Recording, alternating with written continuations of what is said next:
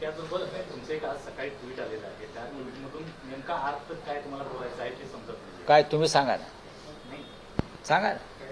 कहना क्या प्या लेकर मर जाएंगे असं. हो, माणसाने बोललं पाहिजे.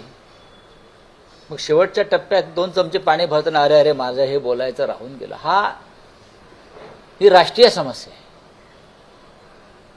ज्या पद्धतीनं महाराष्ट्रातले निकाल लावण्यात आले, ज्या पद्धतीने बिहारचे निकाल लावण्यात आले, ज्या पद्धतीनं लोकशाहीचा गळा घोटला जातो, ज्या पद्धतीनं निवडणूक आयोगापासून सुप्रीम कोर्टापर्यंत सर्व संविधानिक संस्था या भारतीय जनता पक्षासारख्या नेत्यांच्या पायाखाली चिरडल्या जात आहेत, त्याच्यावरती जर आता बोललो नाही तर नंतर उशीर झाला आणि बोलायचं राहून गेलं, अशा भावना मरताना येण्यापेक्षा जिवंतपणे आलेल्या बरं.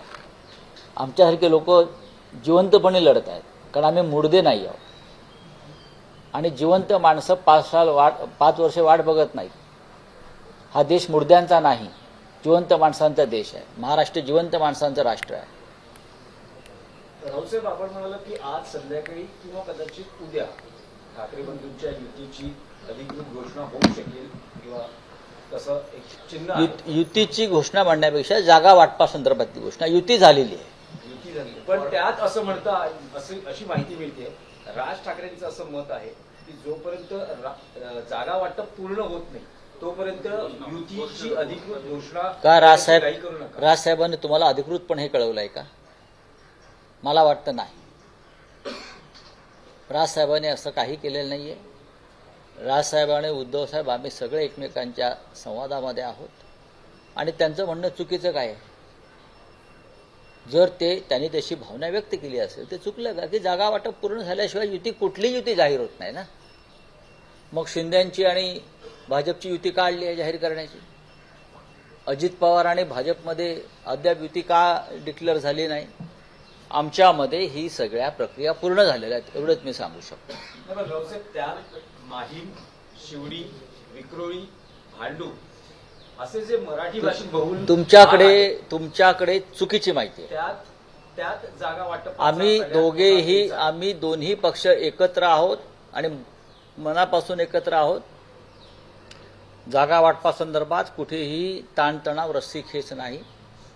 भांडूप किंवा इतर जे तुम्ही भाग म्हणताय हे त्यांना गेले काय किंवा आमच्याकडे आले काय, ते शेवटी युतीमध्येच राहणार आहेत. या भावनेतून आम्ही काम करत आहोत. त्याच्यामुळे कोणी एखाद्या जागेसाठी अडून बसलाय असं कुठेही आमच्या 2 पक्षामध्ये घडत नाही. या चुकीच्या बातम्या तुमच्यापर्यंत जे देत आहेत हा त्यांना माझा संदेश आहे. मागणी आहे की मागणी का नसावी? मागणी का नसावी? या भागात जागा वाटपा मनसेचेही आमदार होते, मनसेचेही नगरसेवक होते, तर किमान 3 जागा या सगळ्या मराठी भाषिक बहुल मिळाव्या. नाही, अशा पुढ्या कोण सोडतं मला माहित नाही. जागा वाटप अत्यंत फेअर पद्धतीने सुरू झालं आणि त्याच पद्धतीने ते संपलं. अनेक जागांवरती दोन्ही पक्षांचा कार्यकर्त्यांचा अधिकार असतो. एखादी जागा मनसेने मागितली असेल की आम्हाला द्या, त्यात चुकलं काहीच नाही. किंवा आमच्या लोकांनी हक्क सांगितला असेल तर काहीच. आमच्या 84 जागा निवडून आल्या होत्या. त्यानंतर 100च्या वर जाऊन पोचल्यावरती सगळ्यात जास्त अडचणी जागा वाटपात मोठ्या पक्षाला येत असतात. लक्षात घ्या, सगळ्यात जास्त अडचण भारतीय जनता पक्षाची होणार आहे जागा देताना. पण आमच्यामध्ये आणि मनसेमध्ये असा जागा वाटपावरून कोणताही विसंवाद नाही. जागा तुमच्याकडे राहिली काय, जागा आमच्याकडे राहिली काय, ती मराठी माणसाच्या युतीतून जिंकून येणं महत्वाचं.